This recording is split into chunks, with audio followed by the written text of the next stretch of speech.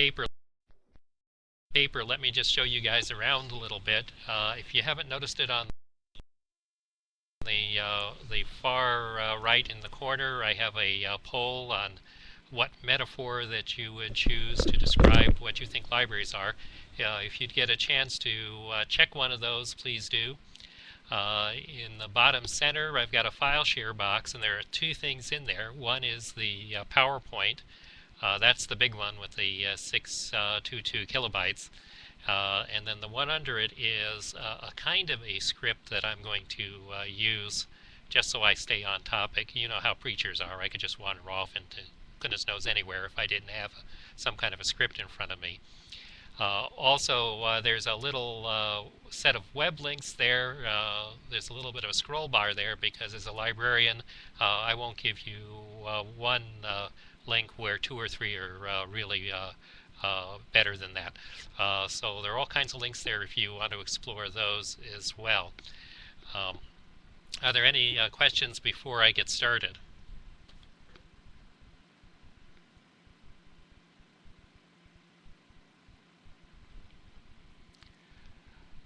It looks like there aren't, so I will just go ahead and launch right in.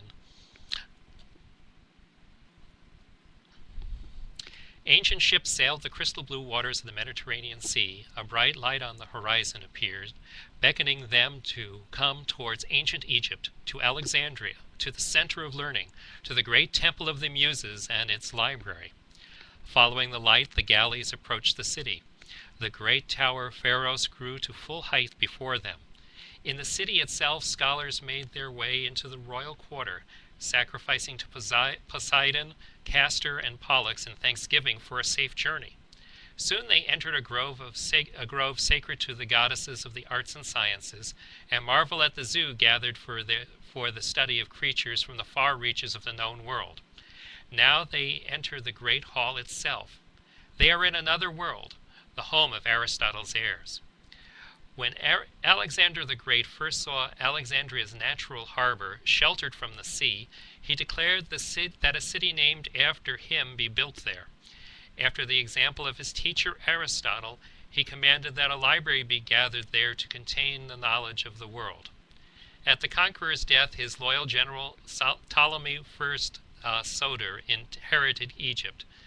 Ptolemy built his commander's city and created the institution that would shape scholarship for 1,200 years. When Ptolemy built his library, he invited a fellow disciple of Aristotle, Demetrius of Phaleron, to advise him. The Athenian counseled that the king build a school like the Lyceum, the institution where the disciples of Aristotle continued to educate according to the peripatetic philosophy. This institution, the museum, was a place where scholars from around the civilized world gathered to read, to study, to debate, and to write.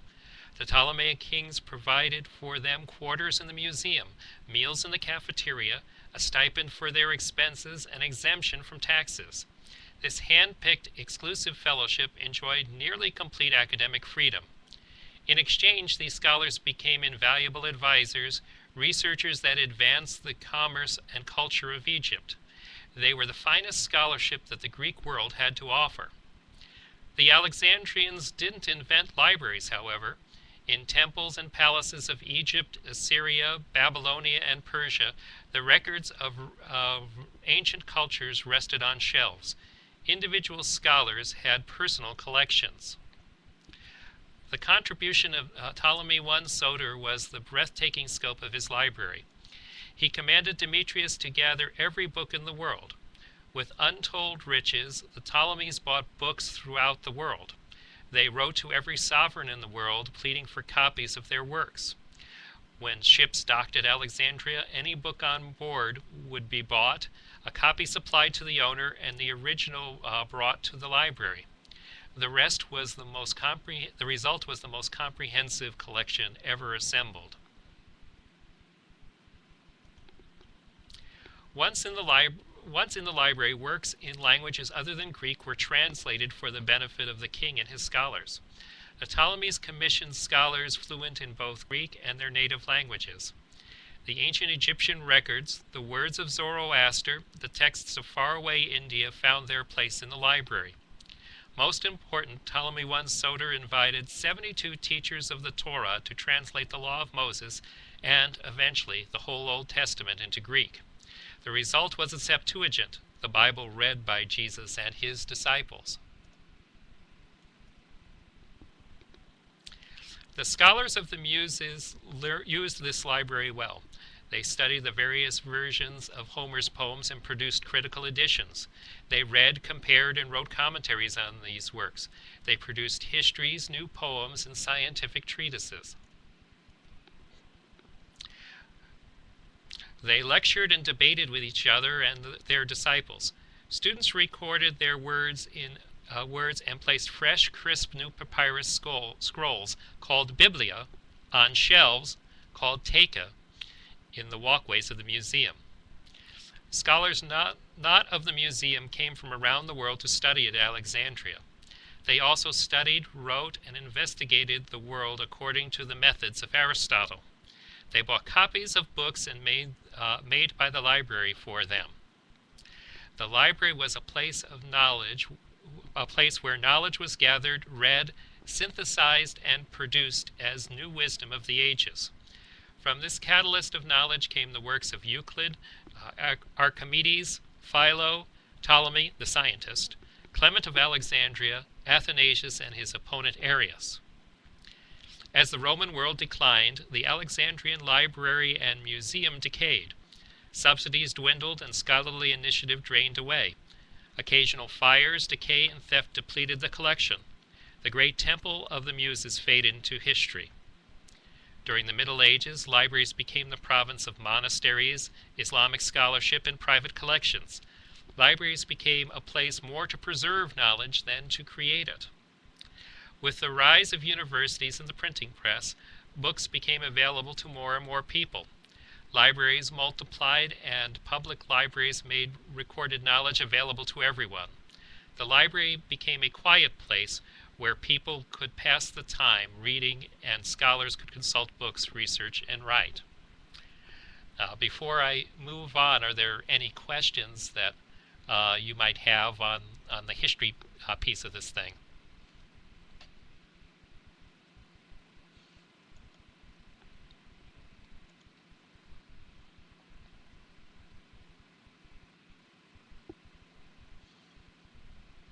Since we just have a couple people, Cheryl, Cindy, do you have anything that you would like to ask at this time?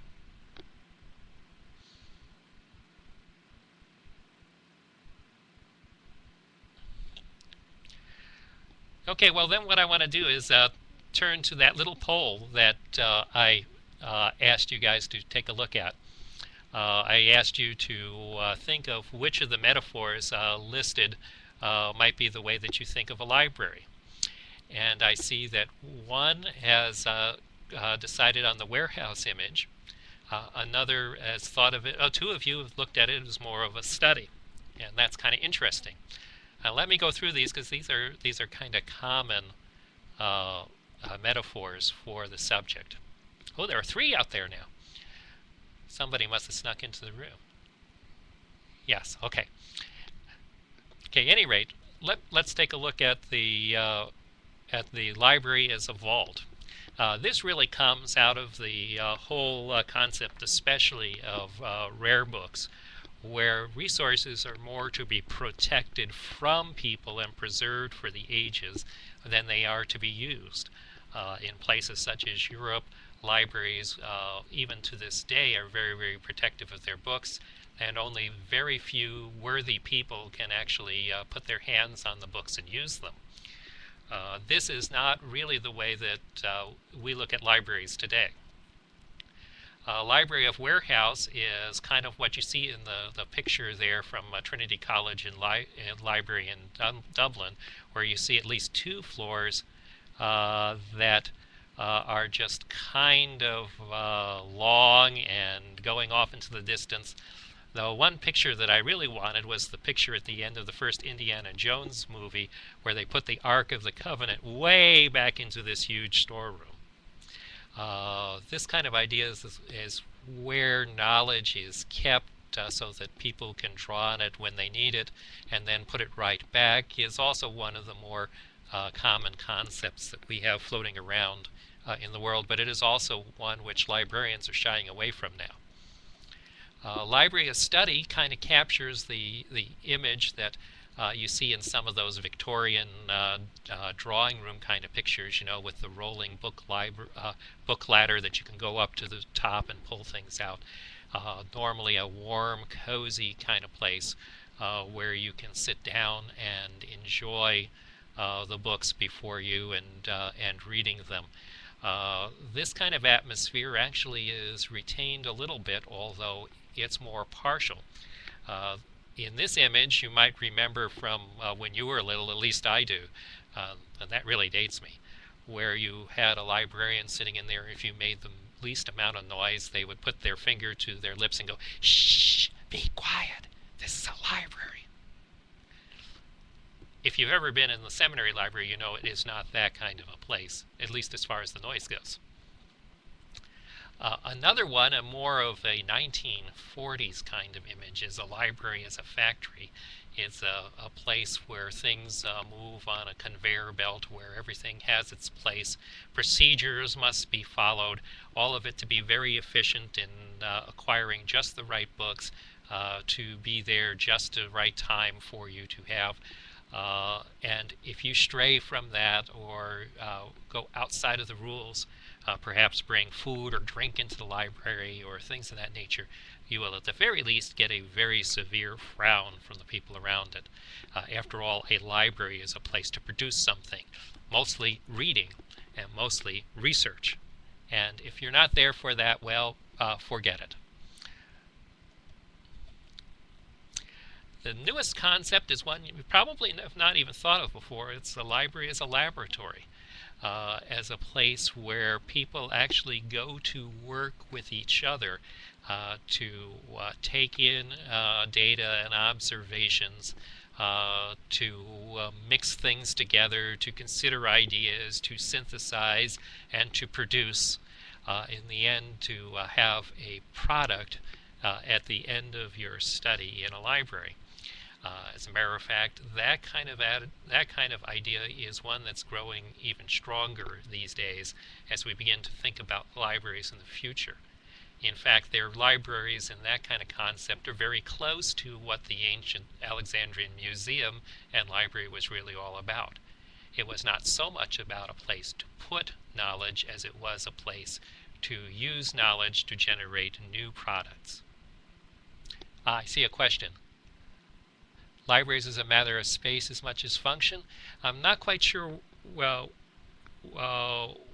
you're going with that one, except these days we tend to think more in terms of what it is that the students need. Yes, as a matter of fact, later in the paper we get to that. That's good in anticipation there. We really think of it these days as a place where students get together to do something as a meeting place. One librarian, one person addressing the American Theological Library Association conference talked about his son referring to their brand new Belk library as Club Belk, which kind of gets to that kind of a function. At any rate, as we go further, there's a little bit of the piece of each of these kinds of metaphors that move into the future. Although the controlling metaphor these days is a place where learning happens, a place where we actually create more than absorb, where people are active more than they are passive. And we'll see that a little bit as we get into the next section. Any questions before I move on?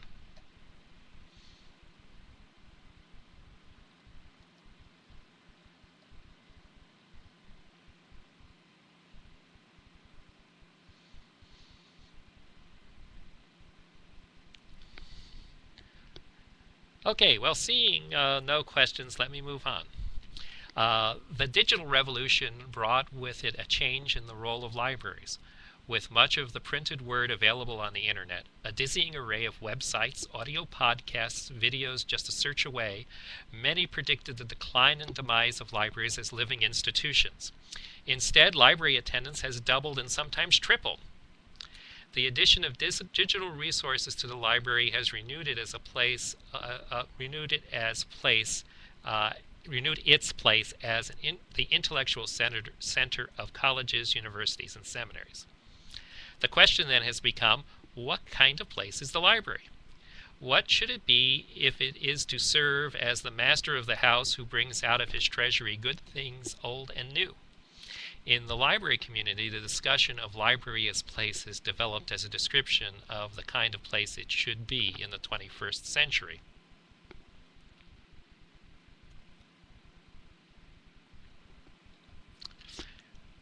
Surprisingly enough, although the digital revolution has changed much of our world, much remains the same. Home fireplaces are still prized for warmth and the comfort they provide. People still go to the movies, even though a nearly endless supply are available through Netflix, over cable on-demand services, and even online. Students still cherish the library as a place to go for peace and quiet. They find their favorite soft chair, sit back to read, to daydream, to sleep, and to think without distraction. Some students have even pressed for a place without cell phones, keyboards, and chatter. In the reversal of stereotype, it is the students that often ask librarians and other patrons to be quiet. They covet a place where they can spread out their books and materials to work on their private projects.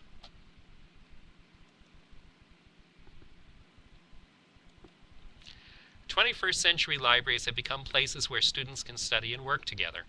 In contemporary higher education, group projects and collaborative assignments are on the rise. In the age of cell phones, Facebook, instant messaging, and chat rooms, students are always connected with their friends. For them, face-to-face meetings are still important, even if just one more way to be with the people they care about. Yet few places are suited to gathering with classmates and friends for study. Classrooms are uncomfortable for small groups and sometimes inaccessible. Unions are not equipped with or designed for study.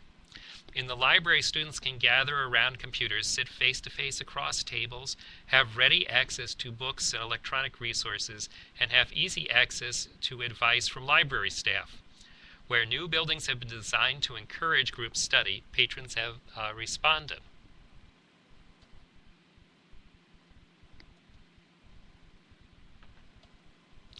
Higher education is changing. The advent of online courses, course management systems such as Moodle, Angel, WebCT, and Blackboard now provide closed reserve readings, places for students to discuss topics of the instructor's choosing, work on documents written by teams and in small groups, and post links to good resources on the internet.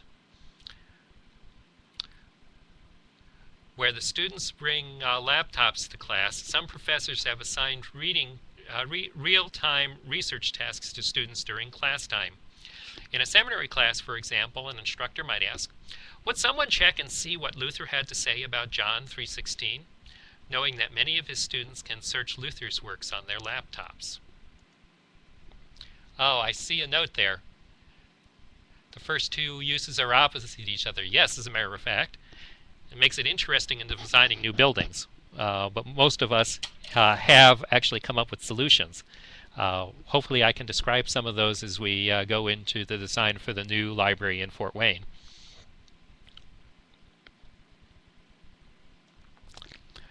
Successful new library buildings have made room for learning commons. If you look at the image, that's the image of one of these new learning commons. These spaces differ from information commons, where the focus is on accessing information, locating books, checking email, and printing readings. The goal of learning commons is to promote learning by which students turn information into knowledge and sometimes into wisdom. The rooms are designed to be comfortable with a mix of furnishings and computer equipment, seating that encourages small groups of patrons to gather around a single screen, software that not only includes word processing, spreadsheets, presentation programs, email, and internet browsers, but high-end image editing, audio, and video file creation, website encoding, and course space construction for learning management systems. In these new areas, students can come together to create something enduring, new works which can be posted on the internet, and the best of which that can be added to digital collections of the libraries themselves. In addition to these new activities for library patrons, librarians and their staffs have continued the long tradition of indexing, copying, and making available works, only this time in electronic form. At Concordia Theological Seminary, Lutheran Legacy, an organization founded by students and alumni, have begun to scan rare books and place them on the internet. The library staff itself produces 2 sites, Project Wittenberg, a 14-year-old text initiative which places works about Martin Luther and other Lutherans on the World Wide Web. Pro Bono Ecclesia indexes articles from Concordia Theological Quarterly, the Springfielder Concordia Theological Monthly, and other theological texts.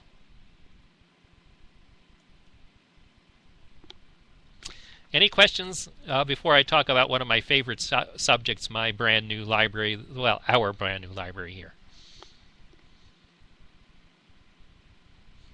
Sure, what is it, Bernard? Well, that's okay. I figured on 30 minutes of material, so we got plenty of time.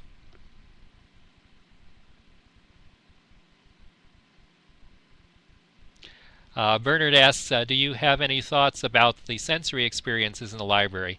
The first smell upon entering the CUW library is new coffee and muffins.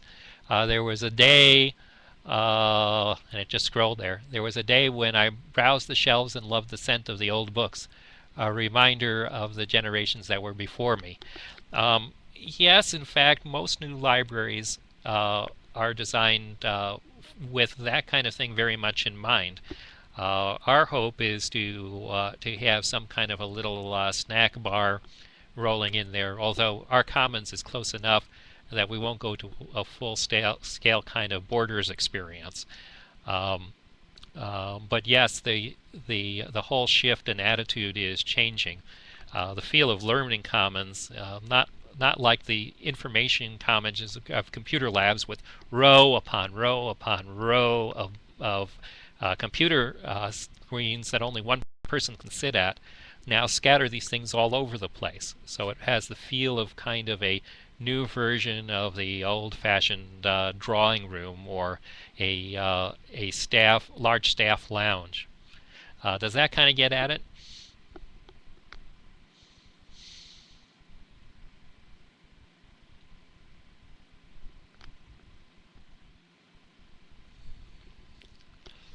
Are there changing views about these things, like the smell and the lighting, for example? Lighting is there's a lot of variation in the way libraries have talked about these kinds of things. I really haven't heard a discussion of smell before, though. That's a new one. But the whole idea is to have an atmosphere that really encourages people to sit around and converse and actually work together on projects.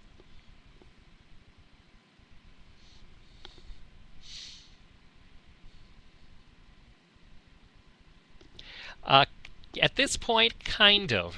In the new building, very definitely. We provide at this point a mix of hardwired stations and places where you can either hardwire in your laptops or you can just go with your laptop more or less wherever. I'm not sure about some corners of the library where that might be a little difficult considering the architecture.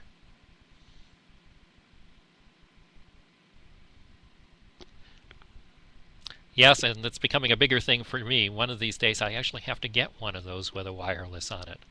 I tend to sit off in the corner and work at my own little cubbyhole. Anything else we want to get into before I start to talk about the new Fort Wayne Library?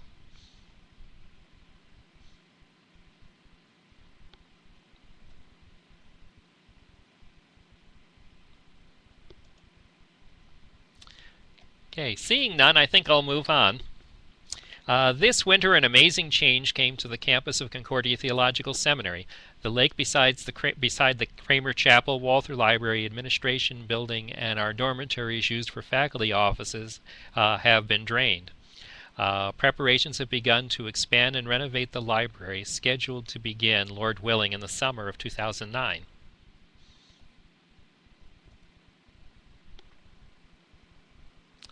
From the time the seminary moved into this campus designed by Eero Saarinen for the Concordia Senior College, the library building has been crowded. It was, after all, designed for the top 2 years of an undergraduate education and not really for a seminary.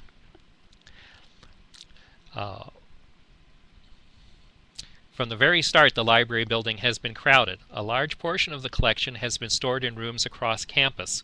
Very little space exists for students to study and work together. The building project adds 3 times the existing space of the library. That one's hard to describe, but basically if you know our building, imagine 3 more of them next to it. And that gives you an idea of the kind of space we're looking at. The new library space is designed to facilitate student learning. In the existing building, all the noisy functions of the institution take place. Here, materials will be circulated, printed, scanned, and faxed. Staff will be stationed to assist and advise patrons as they consult the library's resources and transform them into knowledge, wisdom, and new materials to benefit the church throughout the world.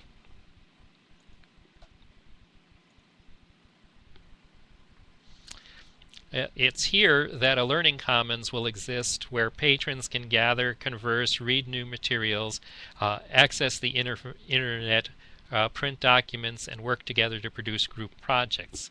The design is set up to be an open feel, much like the picture that we saw, but also with other kinds of things. It's meant to be inviting and warm and a place where people will feel free to talk. In the new space, the whole library's collection, I need to remember to advance these slides. In this new space, the whole library's collection will be shelved in order from Library of Congress classification A to Z. There is built into it room to expand for 50 years plus and still maintain that order. A children and family room will exist for children of patrons to read and to be read to. Staff will be stationed at a public desk to assist patrons with technology, finding and using materials, and creating new resources. The space is arranged to be a quieter space, and this is where we get at Cheryl's kind of idea of the paradox, with soft seating overlooking the lake, study carrels and study rooms off a single long open corridor, and places dedicated to promote study by graduate students. The farther that you get in the building, moving out away from the existing library, the quieter the place will get. The books themselves will absorb a lot of the sound, and there is planned two buildings which pop up out of the ground into an upper plaza that are called lantern buildings, one of which will be dedicated for quiet study and great views.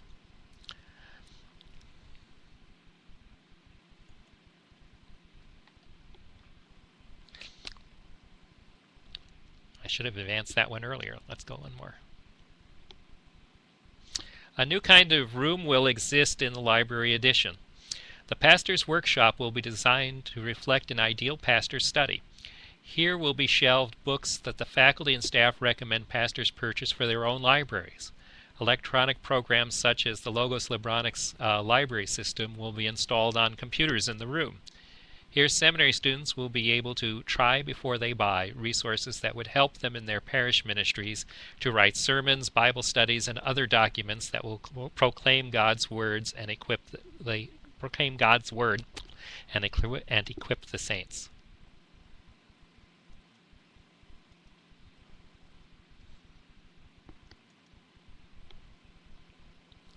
In short, in many ways, the Walther Library and other academic libraries are returning to the kind of place the ancient Alexandrian Museum and Library was. It will be a place where patrons can come, relax, read, and meditate. Here a conversation between future pastors, deaconesses, and other church workers and the saints of ancient past will take place. They will learn together with other scholars, speaking the eternal truths of God's Word to a new generation of God's people and to a world lost in need of His grace. Their works will emerge here and take their place among the words of the whole company of the saints.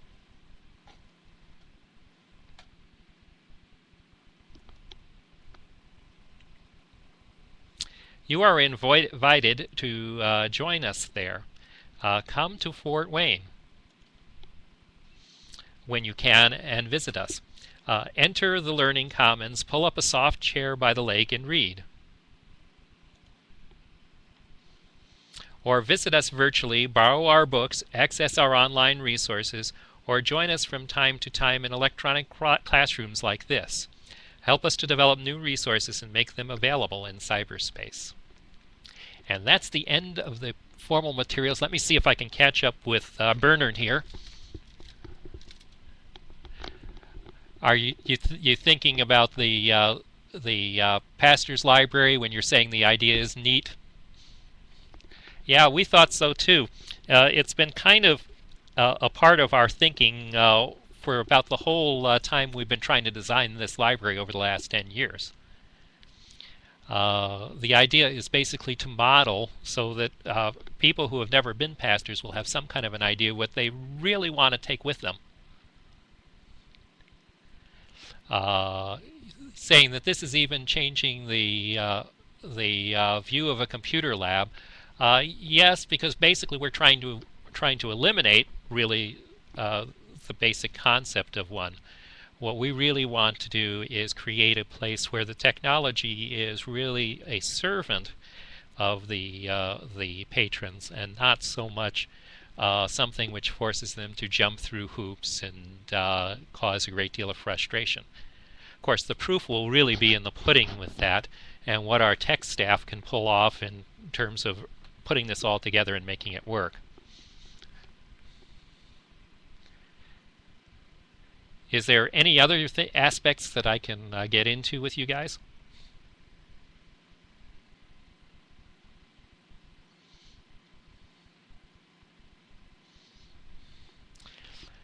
Yeah, and the challenge in actually arranging a Learning Commons is great because you really need to have ways where people can kind of scoot up next to each other. On the other hand, you just might want to be someone who will want to walk in, plop down in front of a computer, and work all by themselves. In arranging these kinds of things, basically the idea is to mix and match, to put the kinds of seating that are conducive for a single person to sit down and work, while other stations are set up so that they can do all kinds of things.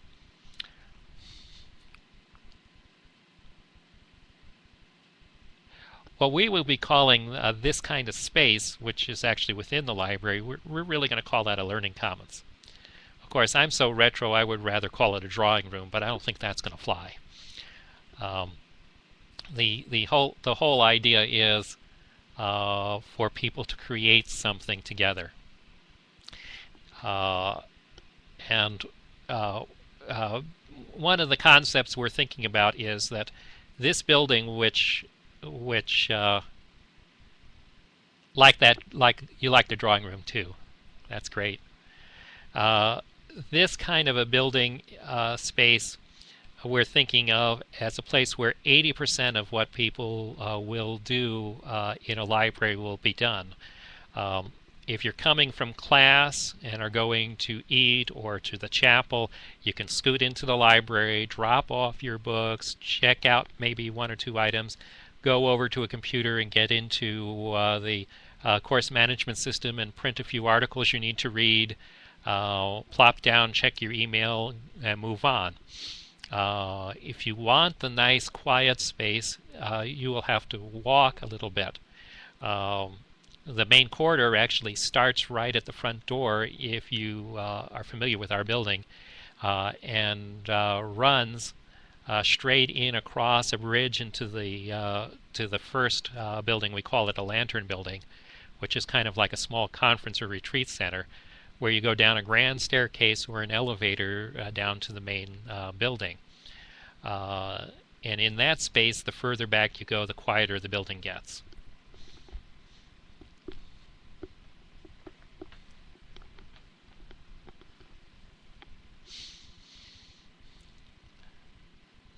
Do we have some other? Oh,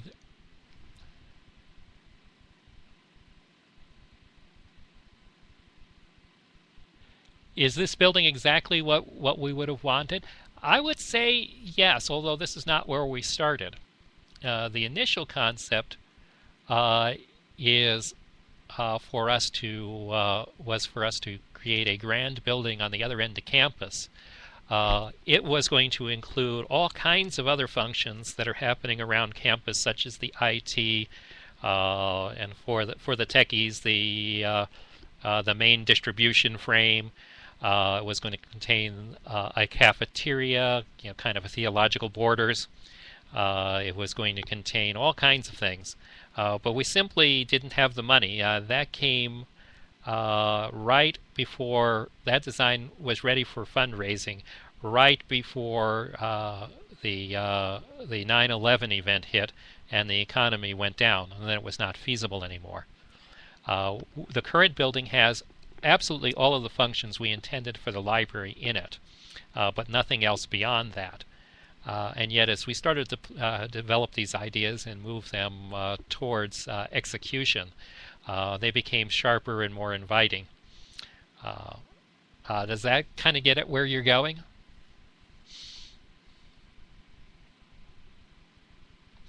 Yeah, and at this point, we're still in the final stages of design. So at this stage, really, there is if we came up with a new idea, there's still time for us to insert it. Not much, but there still is a little bit of time.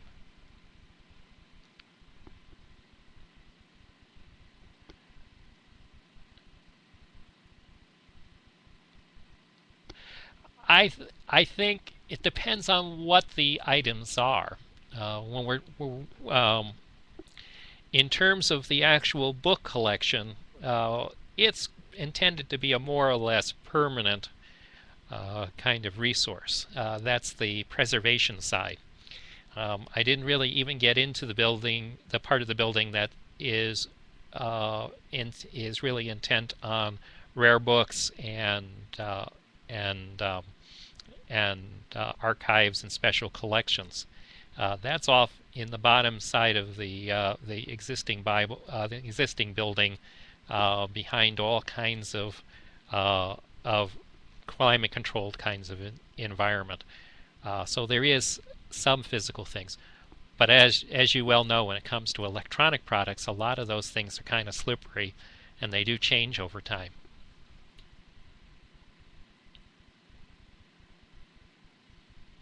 Okay, Cheryl says maybe the CTS Commons could become further day later to be more of a coffee shop and learning environment. And close by, is there a fireplace as well? The short answer is I don't know if we'll ever have a fireplace, but that would be fun. Uh, but the thought is to have some kinds of some light refreshment kinds of things available.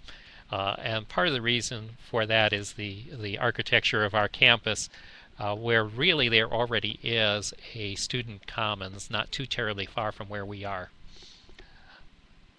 Uh, yes, we are definitely cooperating with other libraries. As a matter of fact, we have from the start. Our catalog is a part of a consortium called PALNI, the Private Academic Libraries of Indiana. And we do a lot of joint purchasing of access to electronic databases that way, and through all kinds of relationships we have in the state and beyond, we're constantly being involved in things. And yeah, when it comes to the Library of Alexandria, the sum of the parts is the whole is greater than the sum of its parts. And there are many trans-library projects underway. For instance, the WorldCat, which is a union catalog of some 30,000 libraries worldwide, although mostly in the United States, through which we do most of our interlibrary loan these days. And a number and a variety of different things, such as Google's project with Google Books. Although the shape and direction that that's going, I'm not sure what kind of access there will be to those materials.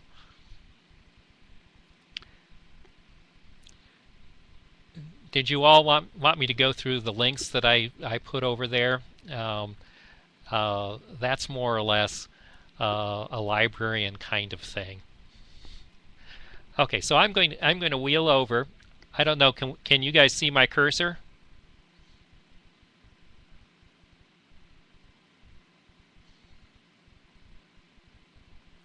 Okay, well, I guess I'm going to have to go for that pointer thingy that, if I can remember where that, there it is. Come on. Oh, that doesn't work down here. Okay, we'll skip it. I'll just move the box. Yeah, the pointer only seems to work with the presentation window.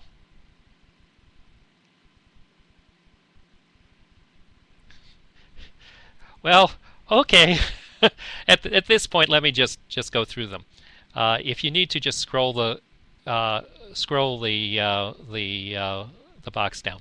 The one on the top is the Logos Library Lutheran Resources page. Logos Libronics is a program which runs on. Can you get it down there? I don't think so.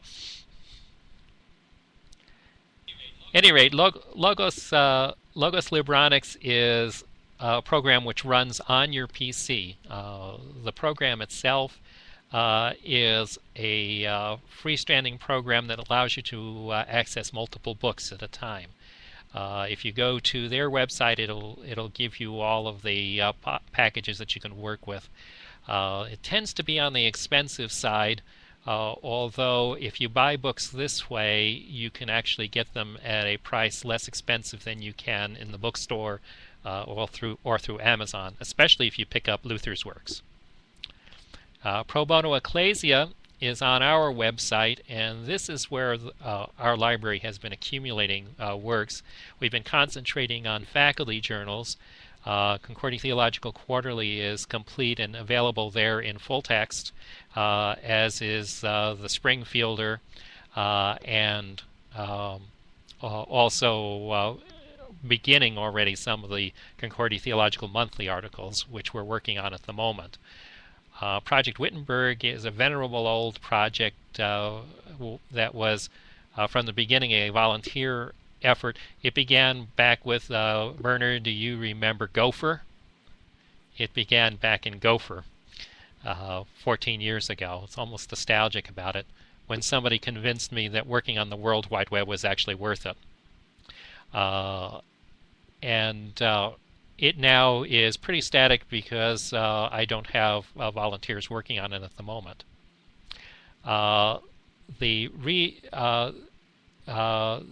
The Reconceiving Research Libraries is one of the papers that I read in preparation. It's done by a think tank of folks that allows you to hear the thoughts of librarians. Bernard, you guys might be interested in the Standards for 21st Century Learner, which is intended for school libraries, and it has a list of the kind of learning outcomes that school librarians are recommending to schools for the future. A lot of those you've heard echoed in what we've talked about today. Lutheran Legacy is the project.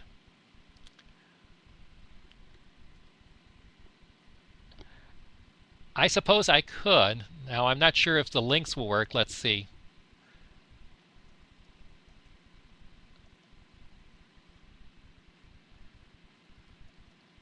Oh, I see.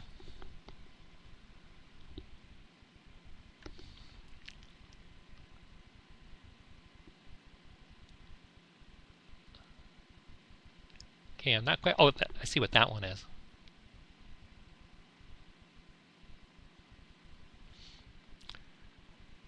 Well, let's see here. Here's the Logos link.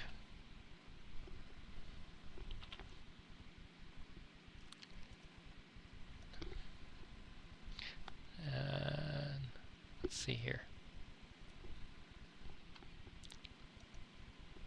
And I didn't quite get the whole link there. Let me see here. I'm working on a strange keyboard, which never helps.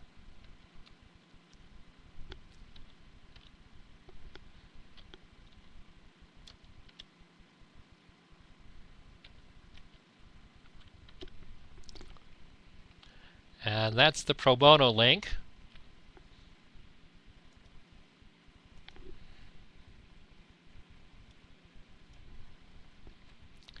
And here comes Project Wittenberg.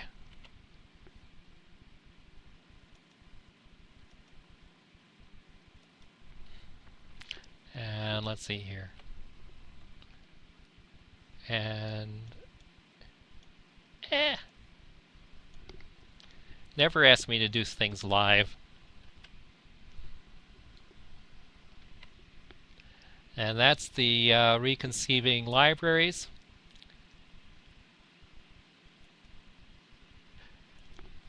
Ah, yes, but sooner or later we'll get revenge and invite you to do something, Bernard.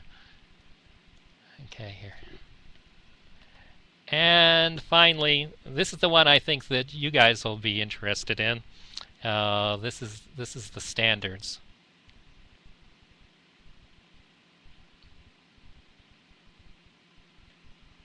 And let's see if I can get it up there.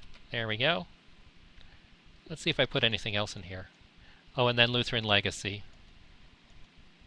What happened to the Lutheran Legacy one? There it is.